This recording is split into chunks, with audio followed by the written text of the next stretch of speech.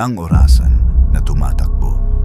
Ang maliit na silid na walang bintana ay tahimik maliban sa mapilit at ritmikong tiktak ng isang grandfather clock na nakatago sa sulok. Nakatayo si Elias ng perpektong hindi gumagalaw sa gitna ng malambot na alpombra. Ang kanyang puso ay parang tambol sa kanyang dibdib. Hindi niya alam kung paano siya napunta rito. Dalawang bagay lang ang alam niya. Siya ay nag-iisa. Isang hindi pamilyar na boses ang naghatid ng mensahe sa pamamagitan ng nakatagong intercom ng silid 10 minuto na ang nakalipas. Mayroon kang 10 minuto para hanapin ang susi. Pagkatapos nyon, sasarado ang mga air vent. Nagmamadaling naghanap si Elias sa mga halatang lugar, sa ilalim ng mabigat na mahogany desk, sa likod ng makakapal na kurtinang velvet na tumatakip sa dingding na puro sementong matigas lang ang tinago, at sa loob ng nakakandadong antigong kabinet. Wala. Tik-tak. Ang tunog ngayon ay nakabibingin na, binibilang ang kanyang huling mga hininga. Gulat na gulat siyang sumulyap muli sa paligid ng silid.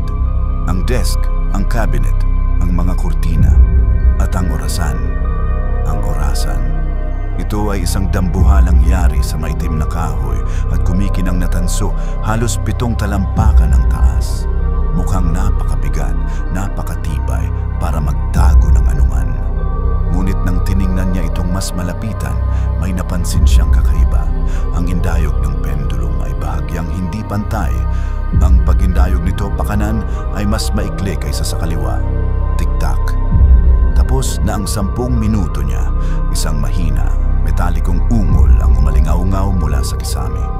Tumingala siya sa tamang oras para makita ang isang manipis na metal na panel na dumulas at sumara ng maayos sa nag-iisang maliit na air vent. Selyado na ang silid. Ang matinding takot ay bumalot sa kanya, malamig at lubusan. Sumugod siya sa orasan, isiniksik ang kanyang kamay sa makipot na puwang sa ilalim ng arko ng pendulum, nagkakapa ng walang makita para hanapin ang trangka o switch. Sumayad ang kanyang mga daliri sa isang bagay, isang maliit at malamig na piraso ng pinakintap na metal. Agad niya itong hinablot.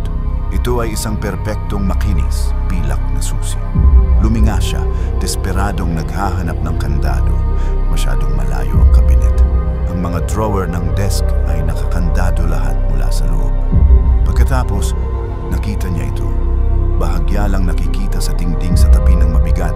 May steel plate na pinto na hindi niya napansin kanina. May isang maliit, nakabaong butas ng susi, nakabalat kayo bilang pandekorasyon na brass stud. Nagmamadali siyang gumapang patungo rito.